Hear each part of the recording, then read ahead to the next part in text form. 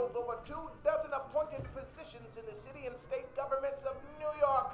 He was head of innumerable departments and commissions, and during the height of his 40-year reign, controlled nearly every penny spent on developing the transportation infrastructure and park system of New York. He built bridges, tunnels, parkways, highways, byways, and basically any transportation project that revolved around the almighty automobile.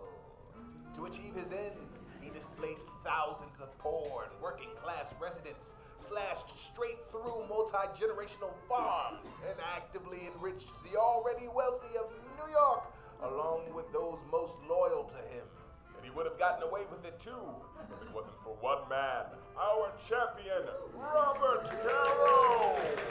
In 1974, Caro published The Power Broker, a 1,336-page epic detailing how Moses built, maintained, and lost his influence over the greatest city on earth, New York. Tonight, we examine the current state of New York. This is The Power Joker.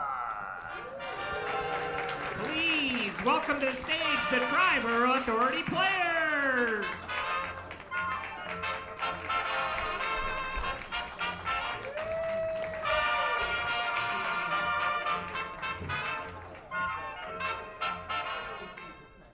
Oh, 5 p.m. Well, I guess it's time old Kathy Hochul, the babysitter of New York, settles in for another relaxing evening in the greatest city in the world, Buffalo. Whoa. Whoa, God. Whoa, whoa, whoa. Oh, God, where am I? Welcome, Governor Hochul. Oh, Kathy. Nelson Rockefeller. But you're wearing tights. Yes, welcome to my labyrinth. You have a labyrinth? Well, technically it's the Nelson A. Rockefeller Empire State Plaza. But I like to think of it as Rockefeller's Riddle, the pride of Albany. I hate that. You see, in 1959, I wanted to impress a Dutch princess, but Albany was an international embarrassment. So I raised a working-class neighborhood and built my own enchanted citadel on the Hudson. Ooh. But if you descend to its lower levels, you may be lost forever. Oh, no, Nelson. I basically never leave the Capitol building unless, of course, it's to visit the big city, Buffalo. I mean, who even goes here? Goblins, Kathy. State workers. But also goblins. They're scattered throughout the plaza's many buildings, all accessible from my labyrinth. Please, Nelson, don't trap me here in Podunk, Albany. I've got to get back to my beautiful Buffalo, the city that always sleeps. Enough with Buffalo! Please, just get me out of here, Nelson. Oh. Enough with Buffalo. Yes. Wait a minute. Your voice is different. Labyrinth? Yeah. I'm doing We Bowie. found it. I'm doing Bowie. I just watched Labyrinth last night, okay? And I'm working on my impression. Now, let's jump the magic jump to Corning Tower. Ooh.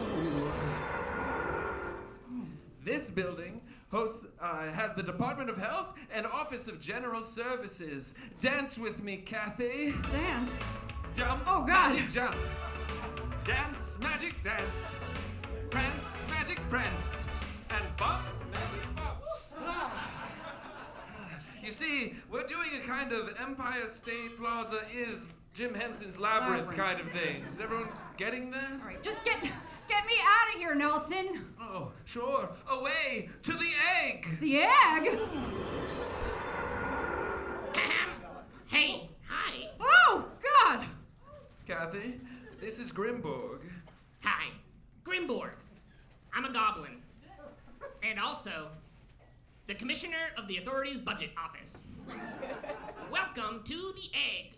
I don't like the egg, Grimborg. It's a performing arts center. It's also vaguely shaped like an egg. I told the architect that I wanted to watch an opera from inside of an egg. That's it, I'm leaving. Whoa. Welcome to the Legislative Office Building. Oh, goodbye. Welcome to Agency Tower 1. No. Agency Tower 2. What? Agency Tower 3. Are we gonna go to Agency Tower 4? No, but there is one. You'll never do it like me, Kathy. I displaced over 7,000 people and stole over 98 acres of land to build this thing. Oh, look at me. Oh, God, no, stop that. No, stop that, Nelson. You're not the governor anymore. I am. You have no power over me. No, not those words. You have no power over me? You have no power over me. No, not the magic words. I forgot the contact juggling part earlier. It was never my money that gave me power. It was a children's story. Go back and watch 1986's Labyrinth if this sketch was confusing to you. Whoa. Oh, God. Whoa. Oh, thank God. It was all just a dream, a little bit of a chaotic dream. Well, now I can get back to cutting sweetheart deals and tying things up in budget negotiations. You know my job. Who you talking to, Kathy? Grimborg? That's crazy. You were just in my dream. Do you have that budget ready for me? No, I left it in the swamp. Oh, Grimborg. Grimble my grumbles, I'm Grimborg the government goblin.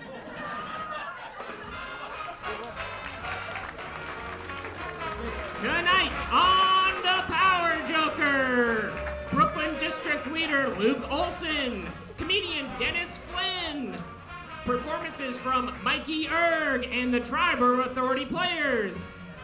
But please, let's welcome to the stage the power broker himself, Robert Moses! Hello! Wow, thank you all so much for coming out, for braving a blizzard to see a show about urbanism hosted by a long-dead bureaucrat. Congratulations. How did Daddy die, Mommy? He froze to death walking home from a comedy show about local government. But don't worry, they opened with a Labyrinth bit. Just quick survey, who here has seen the movie Labyrinth? Yeah, there we go. Millennials, I told you. Beautiful. All right. Gen X, that is who it was made for. That is true. Did anyone have trouble getting here this evening? Yeah, well, you're welcome. So our theme tonight is government at its local, most granular levels. Tonight, you will learn what a district leader is, and so will I. But honestly, I do love the snow. I love winter personally. Robert Moses loves winter. I love these big snowstorms. I love the Winter Olympics. The U.S. men and women's hockey teams both won gold over Canada. The first time that has ever happened.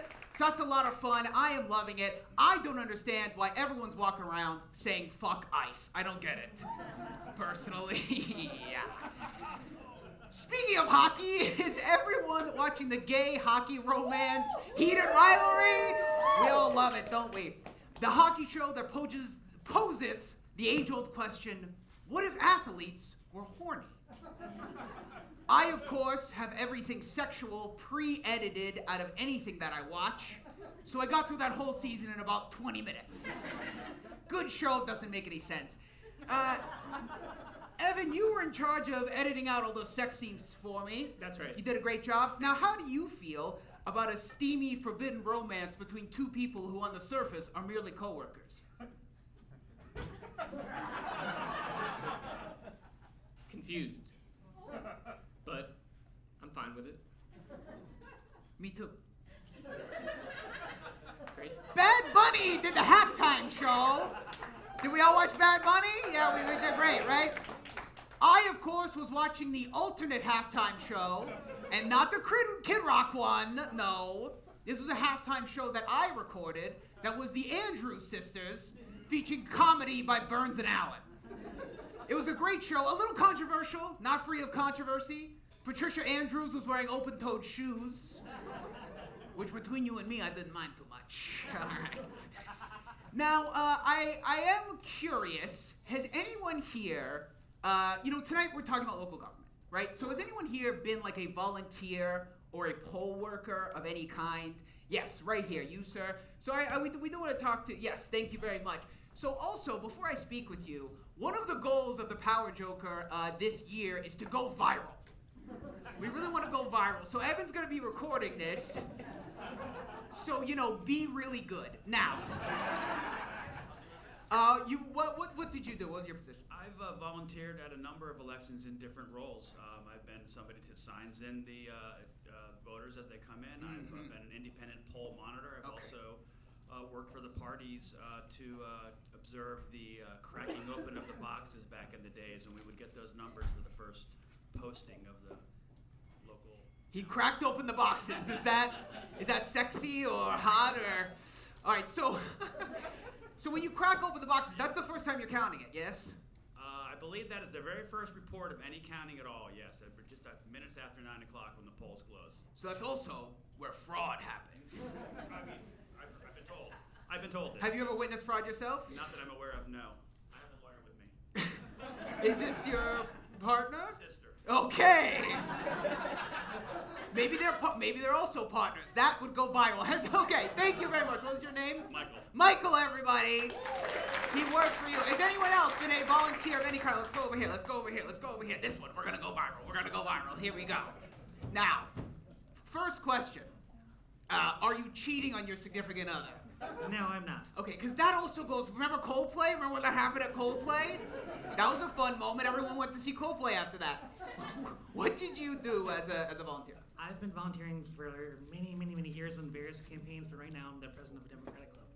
You're president of the Democratic Club. What do you do in your role?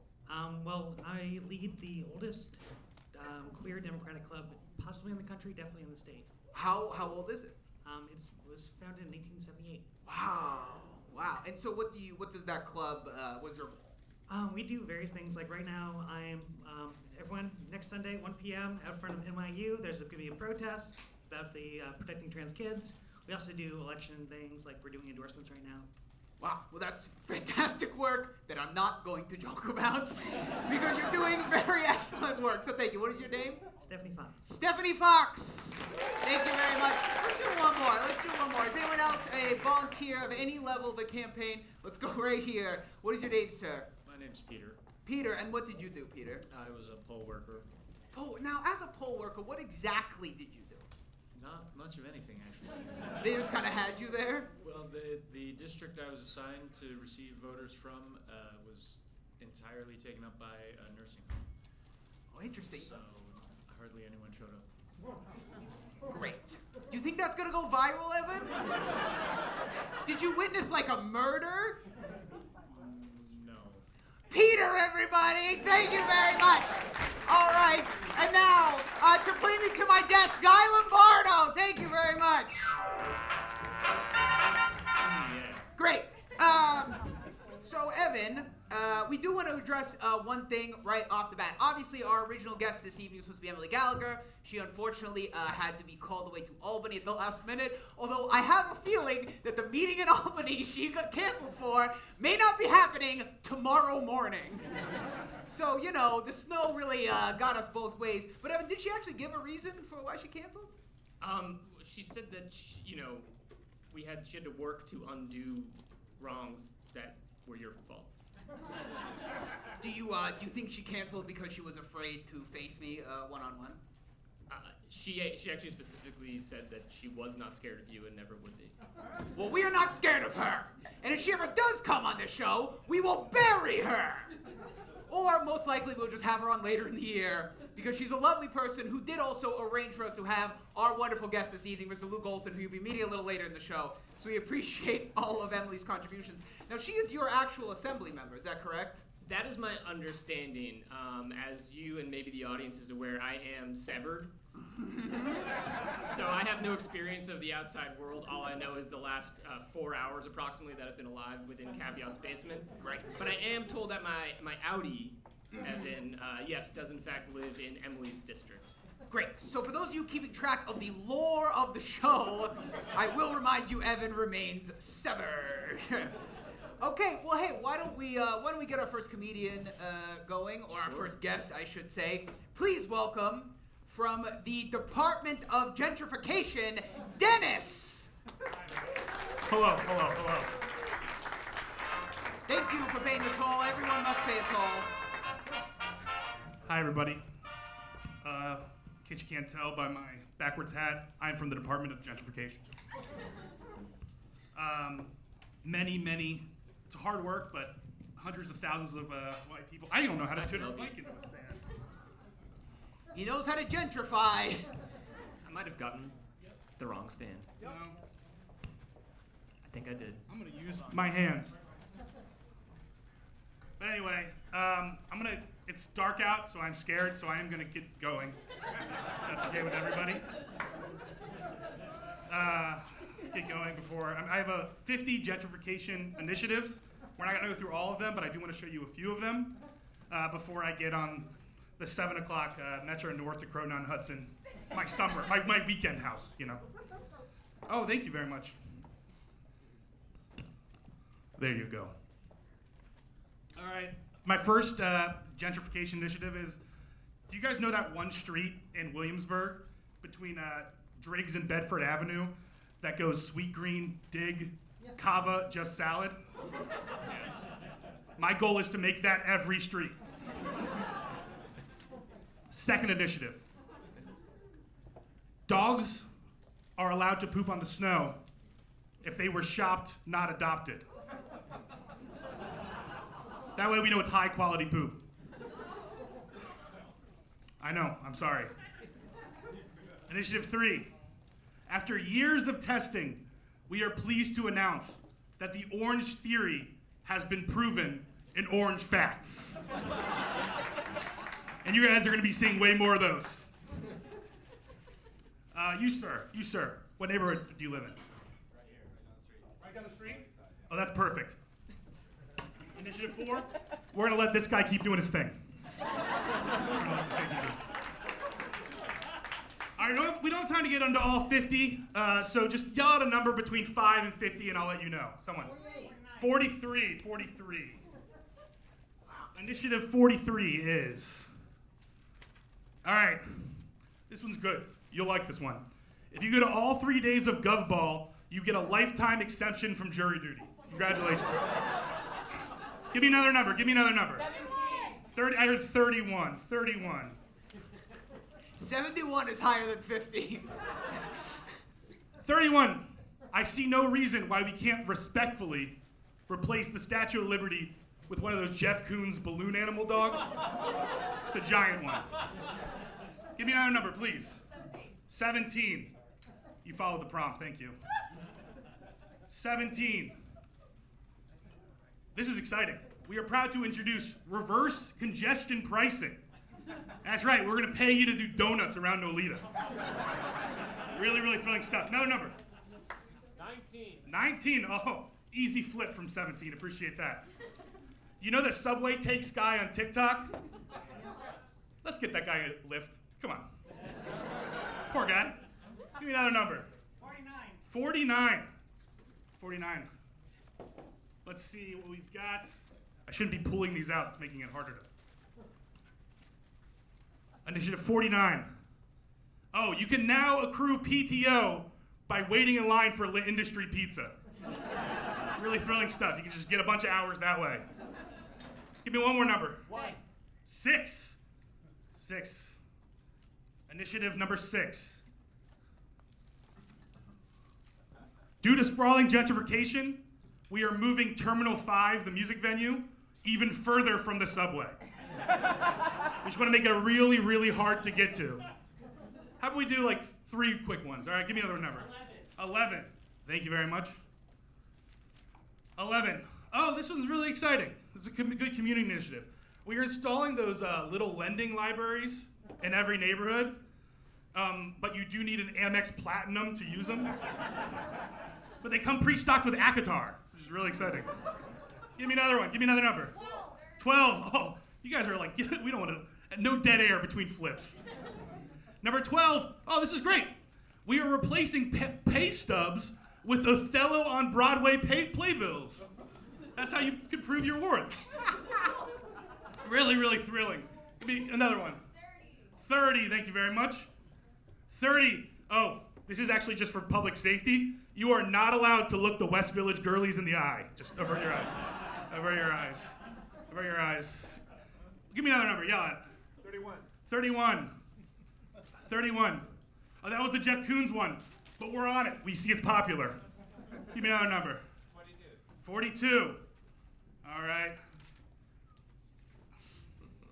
Oh, this is perfect. Comedy clubs must remain open during blizzards. Let's go! Thank you very much. And with that, I want to leave you guys on the initiative that I leave every show on, which is please make the dumplings at Xi'an Famous Foods less spicy, all right? Come on. Thank you all very much. Dennis from the Department of Gentrification, thank you very much. Wow. I love a good just salad, I gotta say. My only issue with that place, they don't just sell salads there.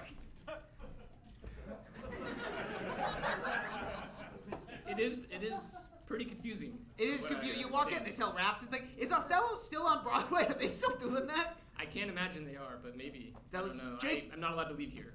Right. Remember? I did hear, though, through the grapevine that dig in is just dig now. Is that true? That is true. You just call it dig. We just call it dig. Sort of like the nickname ended up being the name. Yeah, kinda. I think they sort of Justin Timberlaked it. What does that mean? That means when you remove a word from the title. You remember, does everyone remember The Social Network? There was that famous scene where they called it The Facebook, and he was like, just Facebook. I think that happened with Dig In. Maybe it's for clarity. It is not a place to stay. No. Right. And, you know, it's a dumb title anyway. I'm going to buy tickets to Othello and see if that's still happening. Amazing. You know what? It's weird. I feel like normally during this part of the show, we don't get to banter, just you and I, Yeah. so much.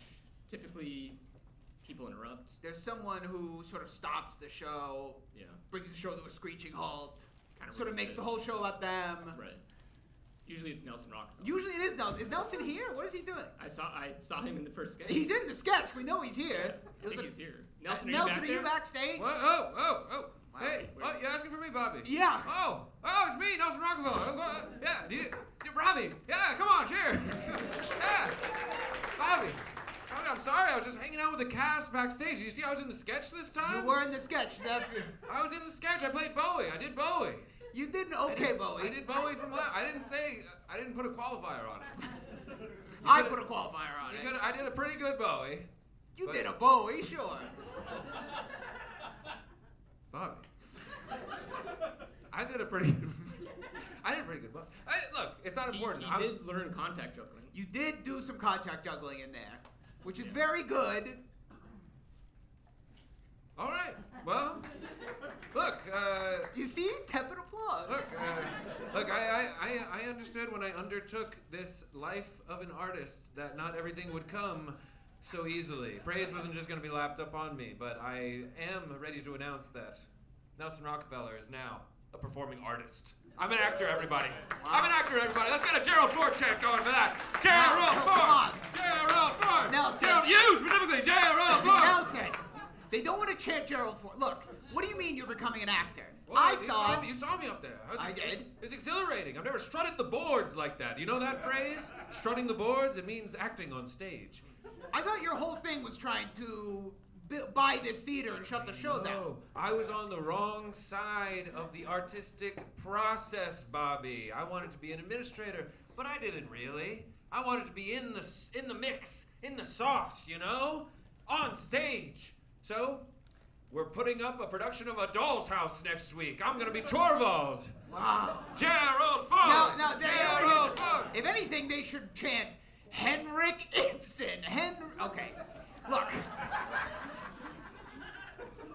Jesus. He said Jesus.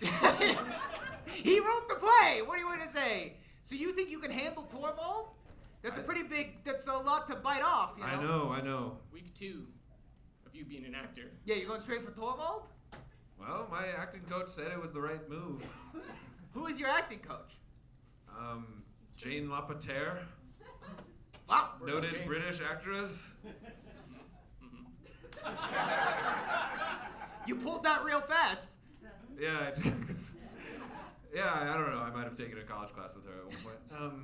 Anyway, well, that's what's been going on with me. I heard you were recounting some lore from the show earlier. Do you want to go over? We So have some extra time are you here. no longer the owner of Caveat?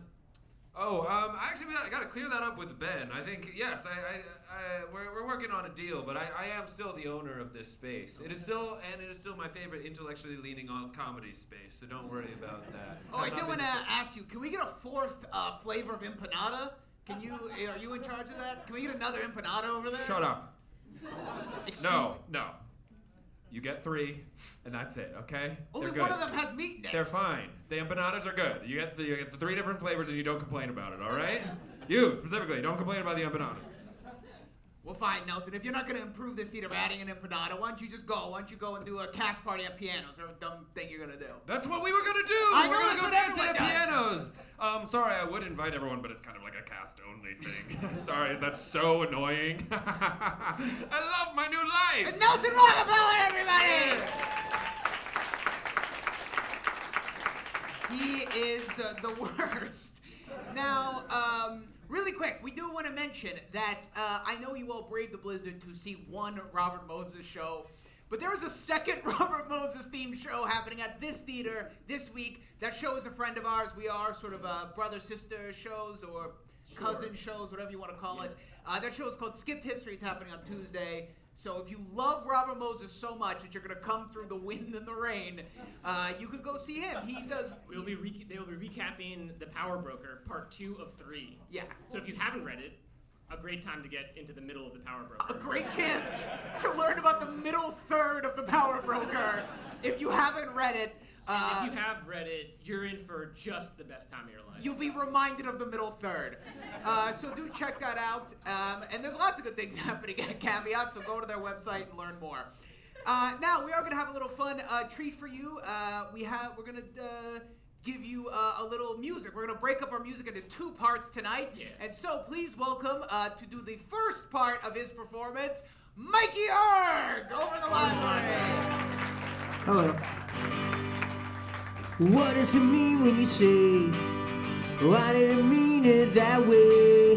What does it mean when you say, what does it mean when you laugh?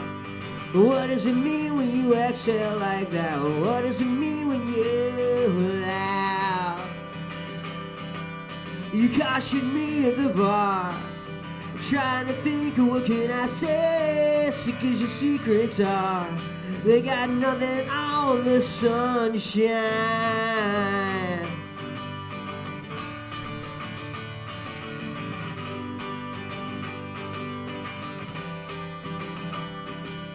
Why do you question the tone?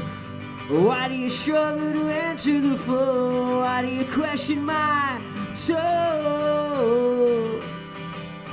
What does it mean when you know? What does it mean when you can't let this go? What does it mean when I know? You cautioned me at the bar, trying to think of what can I say, sick as your secrets are. They got nothing on the sunshine. I had so many holidays.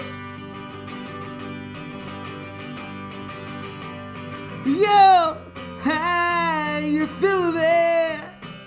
I got nothing to say.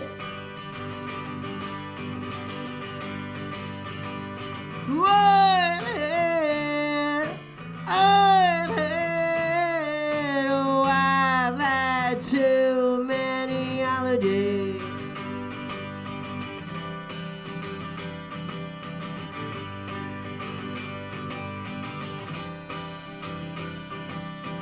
What does it mean when you say, oh, I didn't mean it that way? What does it mean when you say, Oh, I didn't mean it that way. What does it mean when you say, oh, I didn't mean it that way? What does it mean when you say, oh, I didn't mean it that way?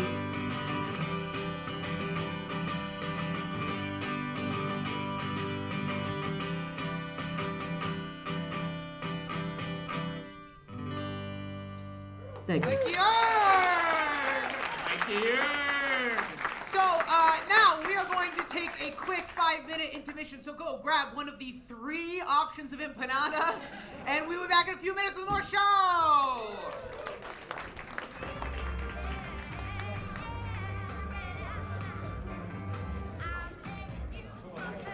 Great job. The Power Joker! I hope you all chose from your limited empanada menu. Now, to kick off the second half of the show, for those of you who were at our December show, you will remember that we challenged one of our cast members, Adrienne, to read the book, The Power Broker. We gave her 1 year to do it, and throughout the shows this year, we're going to be checking in. So please welcome Adrienne's Power Broker Progress Report. Adrienne's been in every power joker. She has not read The Power Broker, so they lay down the gauntlet, read this book in a year, and you'll win a steak dinner and the respect of your peers. It's Adrienne's Power Broker Progress Report. It's Adrienne's Power Broker Progress Report. Adrienne! Thank you. Thank you. Remember the toll. Now, Adrienne, real quick, you made that all yourself. I did. Well, actually, in all fairness, I didn't. I did have a producer for the track of the song. Okay. And he's actually Mosey Award winner J.R. Atkins. Wow. Yeah, if Winner you of were the- at that December show. Winner of a 2025 Mosey. Yeah, he won, but he wasn't able to come up on stage. He kind of Nelson Rockefeller. Interrupted the show. Yeah. Yeah, well, that's what he does. So, Adrienne, why don't you give us the progress report? How far into the Power Broker are you?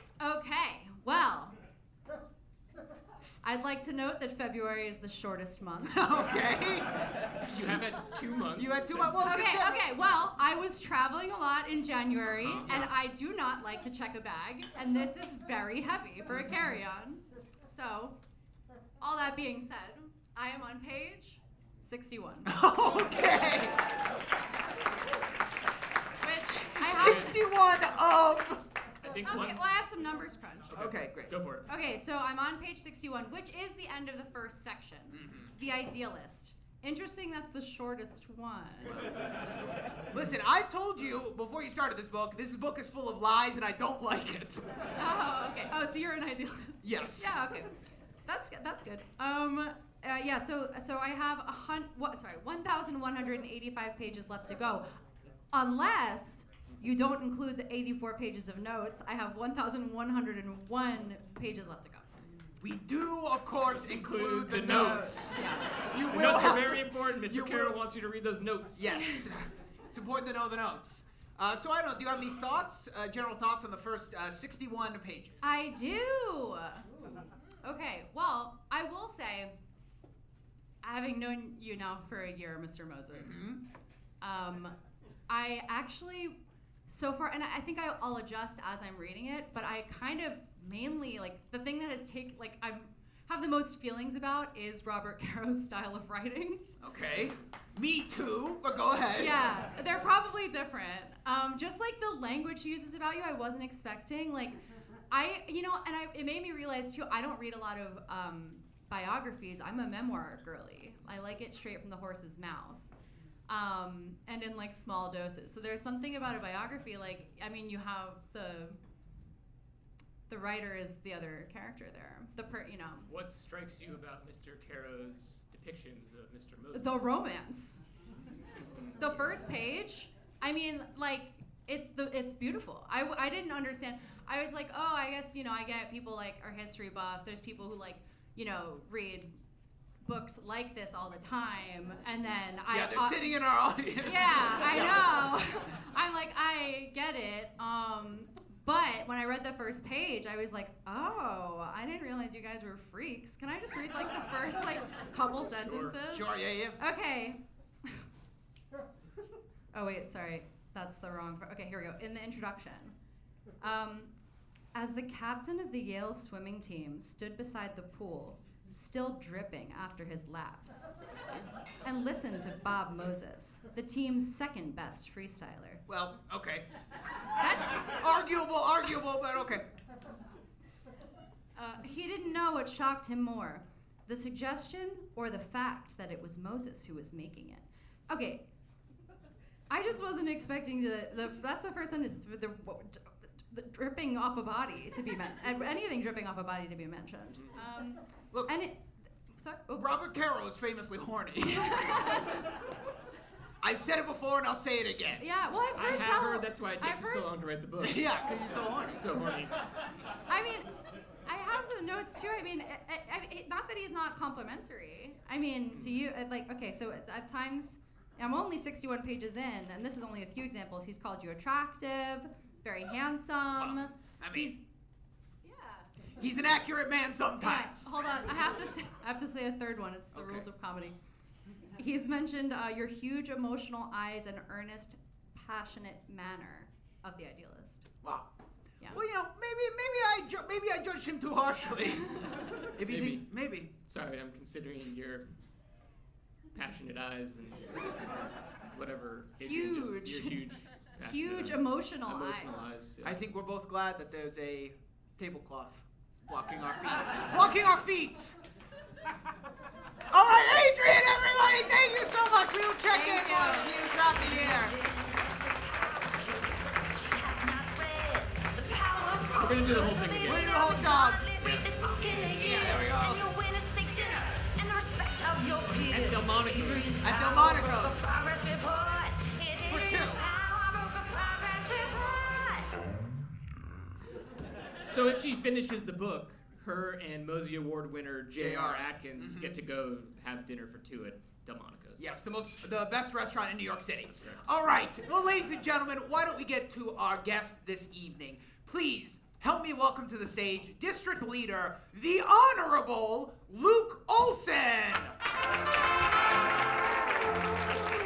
Thank you.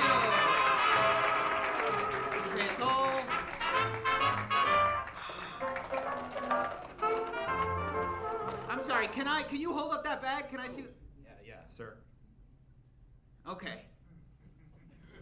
So it says repeal Robert Moses? I mean, this is purely coincidental. Oh, is it? Yes. Is that a coincidence? Yeah. My first question is, how dare you? All right. So useful. Oh, is it? Yes, it carries things. I called you honorable too. Do you want me to kill him? I do want you to kill him. So, you, Luke, are a district leader. Yes. Representing New York State Assembly District 50. Now, where is that?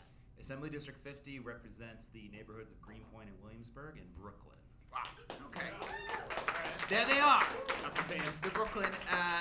So that is Emily Gallagher's district? It is. So do you know why she canceled on me? Is she mad at me? Does she hate me? Do you think she's scared? That's 3 questions. Yeah. I like to fire them off. Sure. I don't think she's mad at you. Great. Yeah. Okay. I think she had important business in Albany, which we're going to get to, I guess. Do you think she'd like the Labyrinth sketch? As a fellow elder millennial, yes. Great. Labyrinth was the first movie I saw in theaters. Really? Yes. How was that experience? It was great. Do you think he did a good Bowie? Yeah, it was excellent. It was really good. Well, you should tell him that. All right. Okay. Now, so we'll start with the obvious question. What is a district leader? Yes. A district leader is, there are 2 for every assembly district in Brooklyn, and we have it's a volunteer position, and you have the role and responsibility of appointing poll workers. Yeah, we had poll workers in the audience. We had one over there. Yeah, there we go. Poll workers, poll oversight, and we deal with civil court judges, Supreme Court judges, and like whenever you go on your ballot and you see all those judges on the ballot, we have a lot to do with that. And we're also members of I'm a member of the Brooklyn Democratic Party and the State Democratic Party. Interesting. I did want to ask about the judges because in our research we did discover that it is district leaders who pick the candidates for who we vote for to be judges. Yes and no. There's a lot of deal making and brokering behind the scenes about like who is going to be even discussed at the Brooklyn Democratic Party, but then the executive committee of which I'm a member, we vote on who is going to be on the ballot for judgeships. Because look, every single time I have voted in New York, Yes. there's been a part of the ballot that says you have to pick 9 judges. Yes. And there are 9 options. Yes. So I do have to ask what the point of that process is. Well, this could be the segue, which I know we're gonna maybe get into, is that there is an effort to reform the Brooklyn Democratic Party. Oh.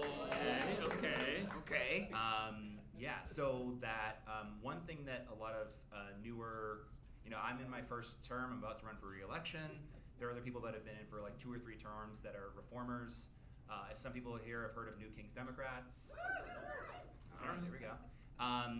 Who have like had judicial forums where instead of it being like which district leader, which county committee member, which person within the party that like getting on the ballot, it's like, how do you feel about prison reform? How do you feel about criminal justice reform? What is your caseload like, and what does it look like in family court or civil court, and like actually getting into like what your positions are versus who you know, so that hopefully next time in the future when you go to vote, you like know who these judges are and like have a better handle of like who everyone is, and not just like vote for 9 of 9. Is there a group or campaign, like a named campaign or anything about this reform movement? Yes. So I don't know. I don't leave this venue. That's true. That's true. I have run into your Audi in Greenpoint, so this is like very surreal for me. Yeah. Don't tell them about his Audi. Okay. No, we don't do that. We don't do that. It's never happened. I don't want you. Yeah, it's a big part of the show. They don't do that. Okay, that's true. So what's there. Don't worry about it. Go ahead. So the organization New Kings Democrats, if you want to follow them on Instagram, go to their website and see what they're doing, because I'm a district leader. There are some county committee members here in the audience. Wow. I know. Who are also a part of this reform effort. And there's a pledge of all the newer district leaders called Brooklyn Can't Wait.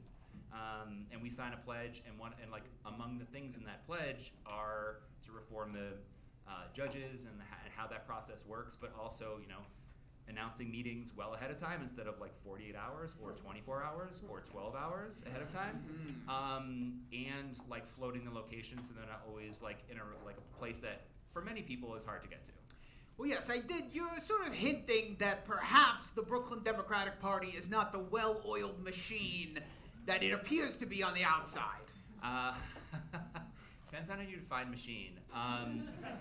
It is a machine. I don't know how well oiled it is. If anyone is like been in the nitty gritty of local politics recently, the Brooklyn Democratic Party leading up to the state convention, we had Kathy Hochul here earlier, Buffalo pride.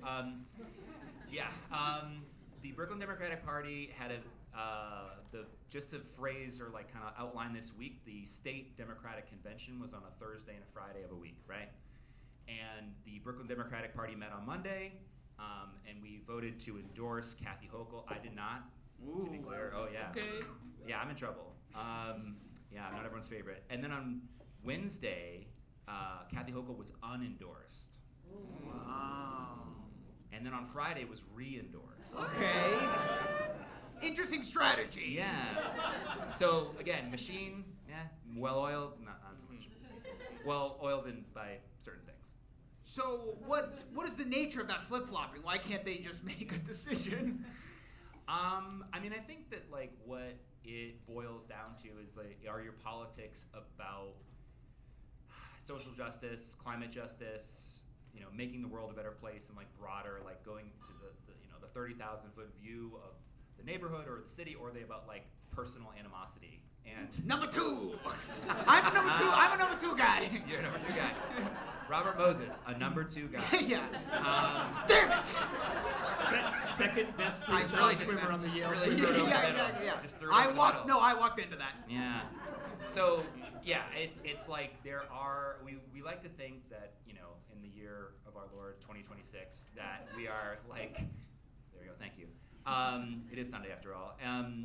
That we're like past like machine politics and like all of these things, but it's still very much that way where you know, who do you know, who did you double cross, who did you endorse, who did you not endorse, who did you go to petition for, who did you not, like all of these things. And getting lost in that is like, you know, what we've recently had a conversation about the last year is like affordability, being able to like have healthcare, like all these really important things, but it gets lost in the like personal back and forth.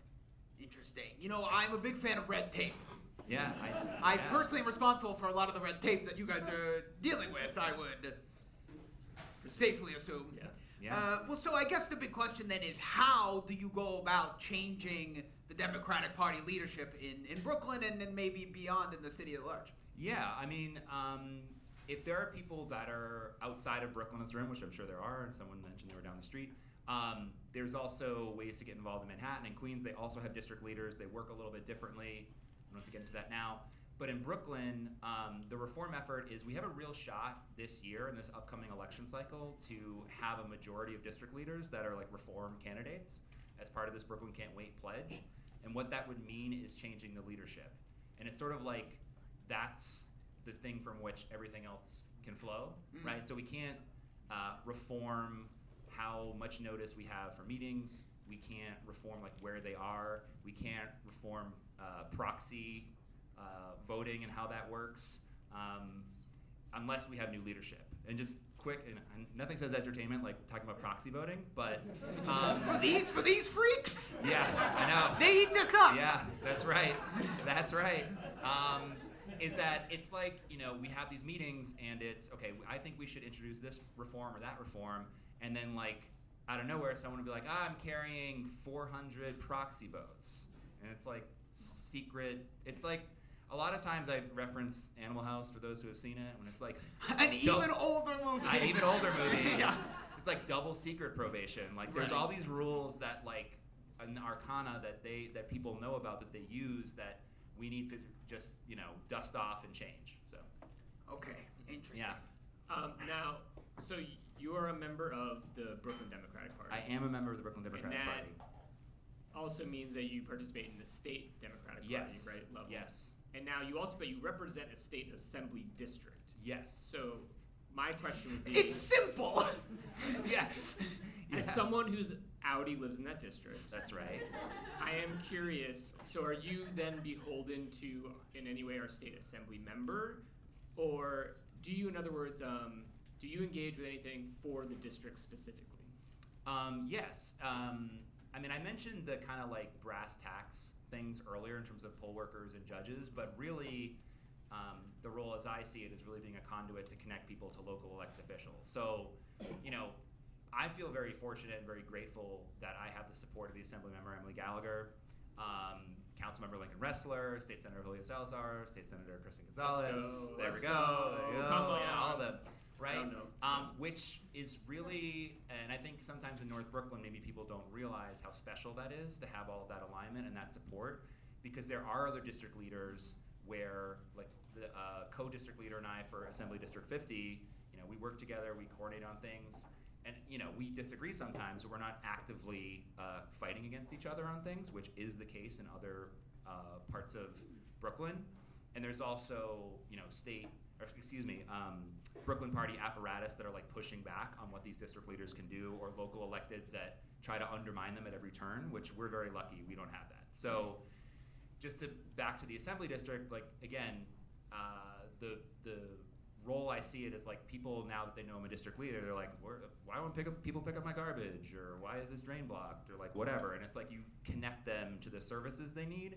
And more broadly, like when Trump first got elected this last time, we had a thing called Solidarity Sundays, which I think is the most important thing, which is bringing people out to events to like learn about Ice Watch and to learn about protecting trans rights and all of these things. Like those are ways in which the district leader, I mean, kind of the going, you know, wisdom about the role is whatever the person wants it to be. Like Ed Koch was a district leader in Manhattan, Any Ed Koch fans out there? Yeah. Bad. He was like, mayor. Ed Koch was mayor when Labyrinth came out. So. Yeah, exactly. And I'm told he loved it, saw it several times. But like, you can use it as a stepping stone to other things, or as I see it, I feel like it's really just connecting the neighborhood and connecting them to other elected officials and trying to like help the neighborhood and help the city. Yeah, this is actually this leads to sort of a larger point, because I think that not me, but a lot of other people might feel like powerless at the moment with how the government is functioning. Again, not me. I'm the power broker, and might feel like, even though I am against what is happening, I can't do anything. But it seems as though this is a little bit that the deeper you dig into the ground, the closer you get to the roots, and that this is a way. That's an old saying. That this is actual way of like contacting your district leader, knowing who they are, actually plugging into this local scene is a way to sort of trickle upwards and actually have some change. Yes. Before being a district leader, I was a community organizer for Transportation Alternatives. Shout out. And yeah, my favorite quote, and I'm gonna like paraphrase, is the Alice Walker, like the main way people give up their power is not acknowledging they have any, right? And so like what the Brooklyn Democratic machine at the current moment, and like what the our current federal situation, I already named him once, but he who shall not be named, like they want you to stay home. They want you to not get involved. They want you to be overwhelmed by everything that's going on. And it may seem that it's not effectual to go out, like we're gonna do petitioning soon to get people on the ballot. We're gonna have, it's Albany, it's budget season. There's a Tax the Rich event if we can get to Albany in the snow on Wednesday. We'll see. And there's things happening at the council level that are really important. And if people want to get involved again with specifically with the Brooklyn Democratic Party things, please like go follow New Kings Democrats, Brooklyn Can't Wait, Rep Your Block, all of those things. And also I think that there's a tendency to think that now that Zoran is in office, like, good, we got it, we did it. Everything's fine. Everything's fine. And I would say I disagree with some recent decisions. And I think it's... yeah, everyone's favorite. Trouble in Paradise. Yeah.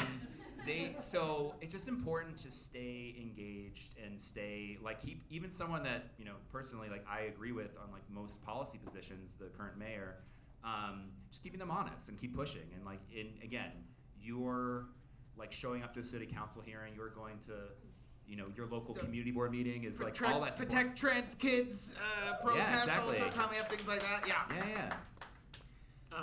You mentioned this earlier. You said Sure. It's a little kooky how district leaders work throughout the city. Yes. So in Brooklyn, district leaders correspond to an assembly district, correct? Yes. And Yes. there's two per Yes. district. That is not true in other parts of the city necessarily. Yes. Is that right? Yes. I was at a birthday party in Queens last night, and they were like, "Are you A, B, C, or D?" And I was like, "That's not Brooklyn." But in Manhattan and Queens, depending, I think it's, don't quote me on this, look this up. Depending on the district and the population size, you can have like district leader A, B, C, D, and you can have up to 4.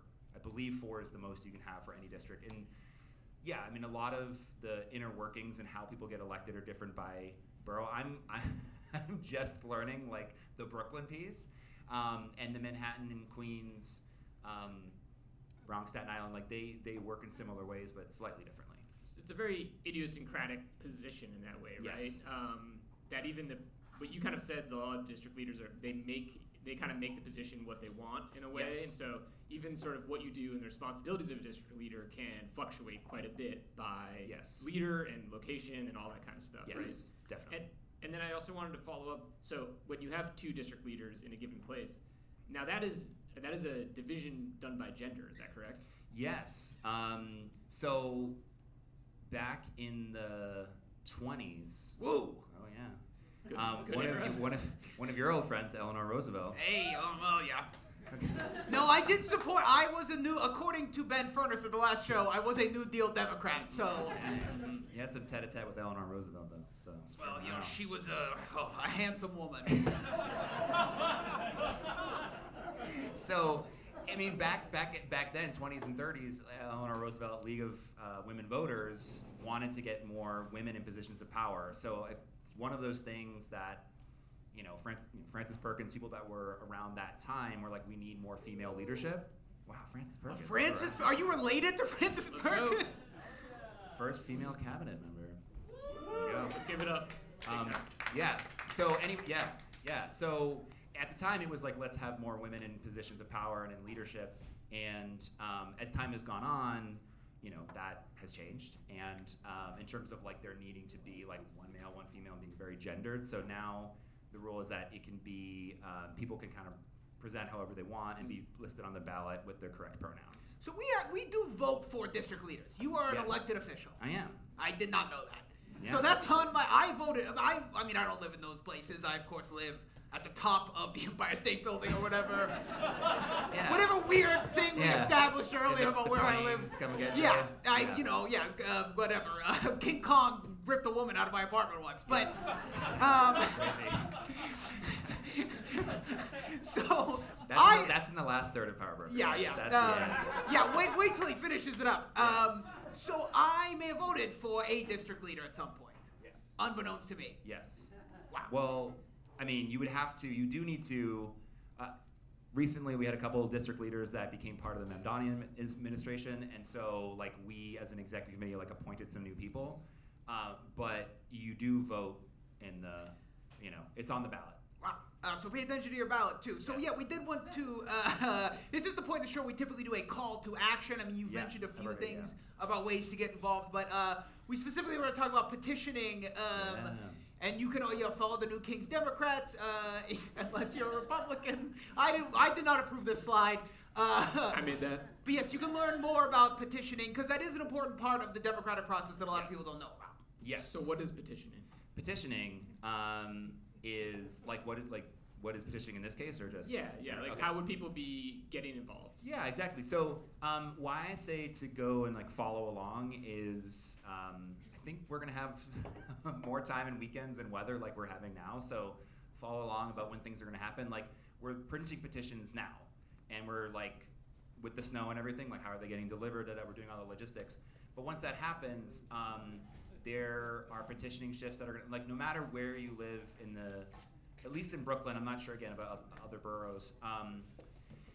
They have like commensurate like democratic clubs or organizations you can get involved with, but at least in the case of New Kings Democrats, follow along with them, and they have the list of candidates that they're endorsing for district leader, and then they have the petitioning shifts that will be happening, and you go out and I saw some poor souls who were out like trying to canvass earlier for like whatever in the snow today, and it's like and it's not like that. You're not asking people for money or to do anything or to support anyone. You're just like the way that you talk to people is like, do you want to get someone on the ballot, right? And so all you're asking for is like, in my case, like, do you want to have Emily Gallagher and Luke Ohlson and Jenna Bimby's the other district leader on the ballot come November? In the primary. And I think it can be a little intimidating at first, talking to strangers or whoever, but once you phrase it as like, this is just to put someone on the ballot and we need your signature to help us out, like most people are really friendly, and it's like a nice way too, because most of those people that are out there petitioning are involved in other things, and like it's a great way to like get involved in your community. And again, going on, but like I feel like again with the federal level, people want you to stay home and not meet your neighbors and not get involved. So even if it's like a potluck and you go petitioning or do whatever, like the smallest things can make a huge difference. We're seeing that in Minneapolis, so we can do that here. If you dig down deep enough, you will get to the roots. Yes. Luke Ohlson, everybody, thank you so much. You stay. Okay. He's staying. He's staying. Because now we're going to give away some prizes. Okay. Our game tonight is called... Let's get that up on the laptop. Name that judge! It's coming. It's coming. It'll be up there. So... Is your laptop asleep? My laptop is on. Let me fix the presentation mode, probably. Great. So, I'll explain the game while he fixes it. And we can get people out here. Yes, as we said earlier, as we said in this interview, every time you have voted in New York, you have voted for judges, but do you know their names? So this is how this game is going to work. We are going to, at some point, put a picture. Hey, there we go. Not this picture, but we're gonna put. That's at St. Vitus, R.I.P. In Brooklyn, a place I've There never we been. go. Name that judge. So we're going to put a picture of an actual elected New York civil judge up here on this screen, and we're going to give you 4 options of names, and you have to pick the correct name. So why don't we start with Luke? Yeah, You get a partner for Luke, yes. and then we'll bring up somebody else. So let's get somebody from the audience who wants So to we just- join who wants to Luke play this the game? Do we have anyone who wants to Do join? you have, okay, all right. Okay, So- we have somebody somebody's pointed being pointed to. I need a ringer because I. Wow, you love a volunteer who is pointed to. Come on up. Come on up. If you could just stand with Luke. Hi. And Hi, what is your name, sir? Jerry Sternick. Jerry Sternick. Thank you so much for coming out to the show. We really appreciate it. Have a Great. seat. Yes. So here you go. Your partner is Luke. You can feel free to confirm with him. Yeah, you two will sort of confer and then guess together. Yes. So this is your first judge.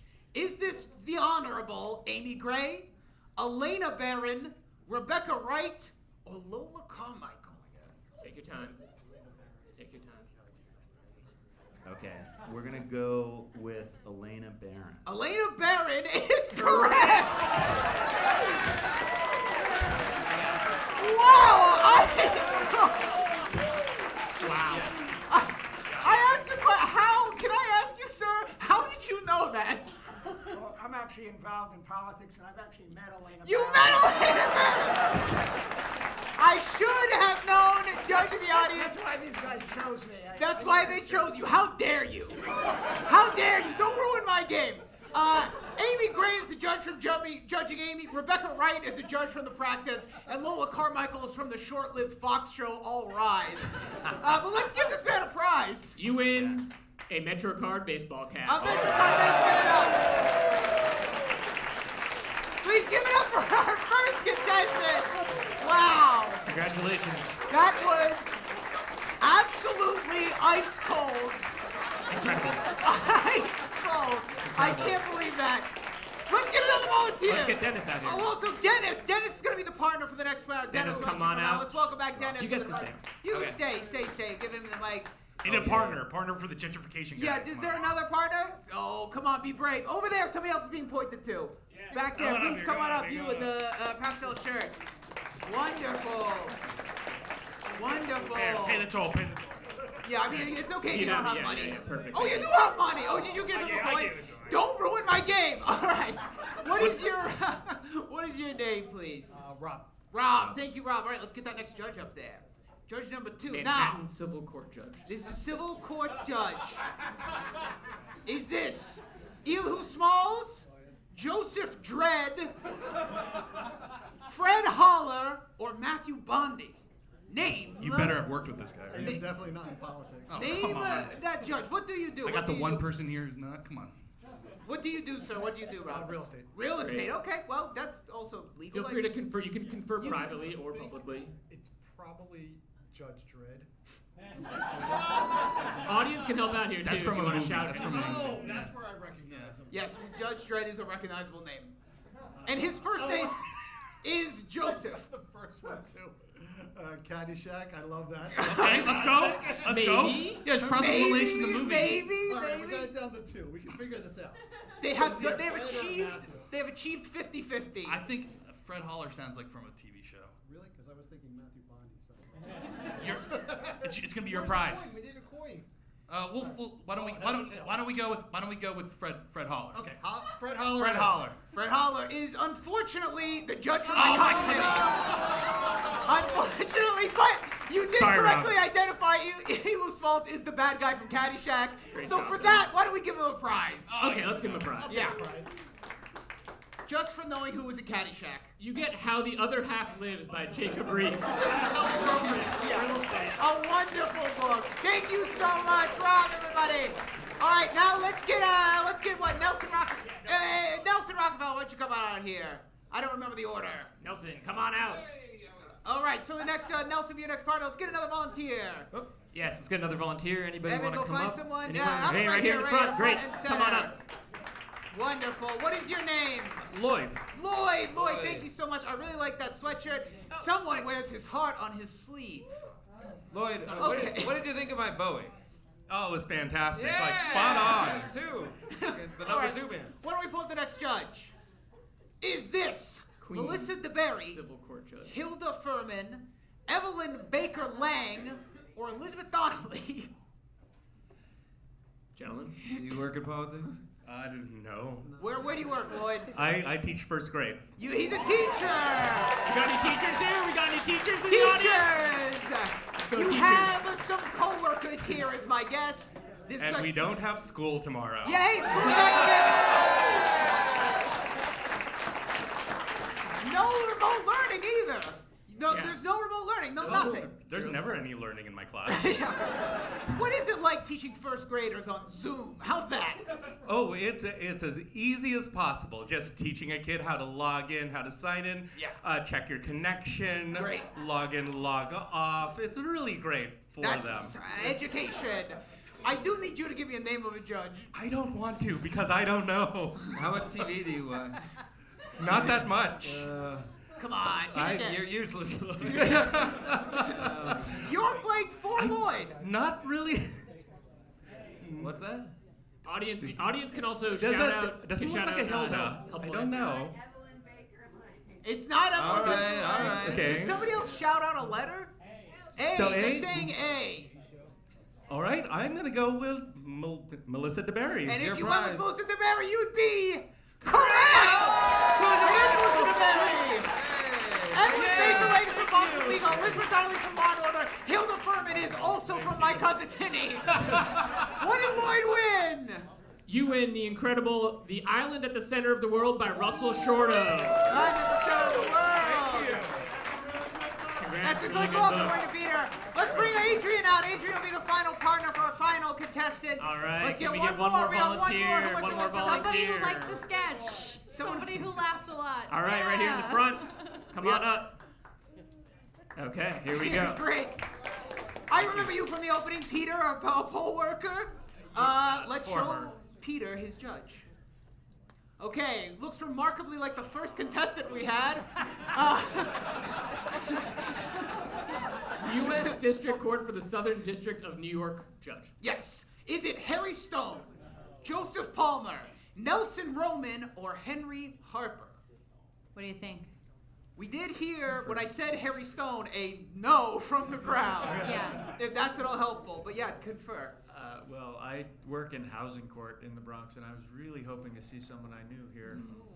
You don't know this guy? No, he's 'Cause well he's here above tonight. my level. And how much movies and TV do you watch? Apparently not enough. Harry 'cause Stone is tickling my brain, like movie, TV, but maybe that's wrong.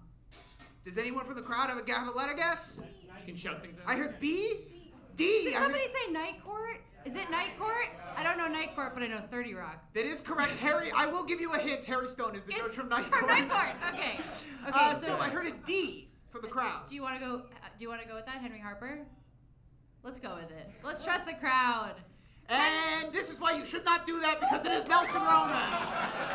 Joseph Palmer is the judge from The Judge, R.I.P. Robert Duvall. Henry Harper is from Miracle on 34th Street, the only judge to accuse Santa of murder. It's been a while since I've seen it. Mr. Moses, I do have a fourth prize, though.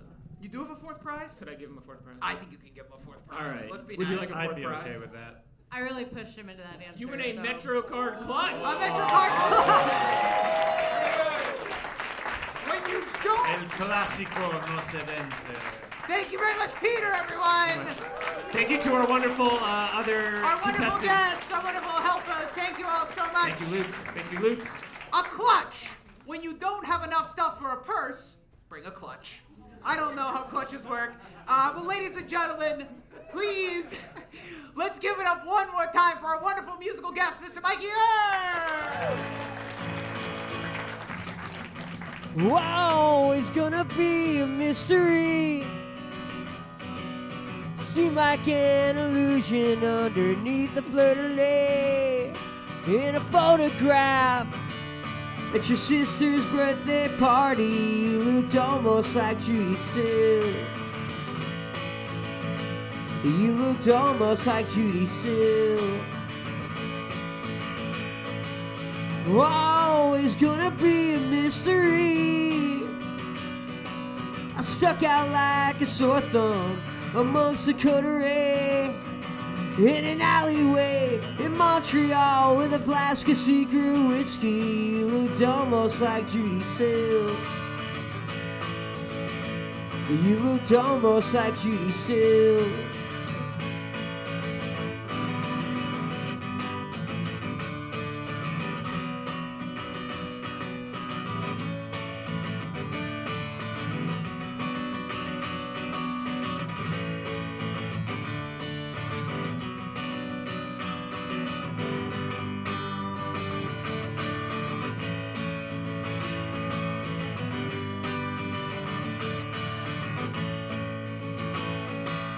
Wow, it's gonna be a masterpiece. When you were cast, they broke the mold, the better it lays. Oh, I might never understand exactly why it hit me. It was just like Judy Sale. Yeah, you were just like Judy Sale. Yeah, you were just like Judy Sale. Yeah.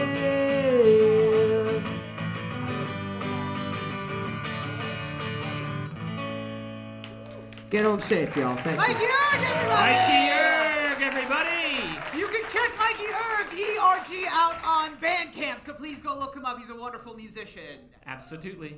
So, ladies and gentlemen, that is the end of our show. I want to thank you all very, very much for braving this weather and coming out. We want to get you out of here in time to get home before the entire city shuts down. So thank you all really very much. We will be back in March with a brand new show, so please come and check us out. The theme will be Museums of New York. Woo! So everyone, yeah, back there. I see a very museum fan. So think of your favorite museum. You could, of course, use code MosesMan to save $5. Also, there's information about our guests. The link to Mikey Erg's Bandcamp is on... Yep, all of our guests today, if you scan that QR code, you'll find out all about them. And also, you know, if you're around on Tuesday night, check out Skipped History's part 2 of 3 of The Power Broker. Yes, but thank you all very much for coming out. We'll see you in March. Good night, get home safe!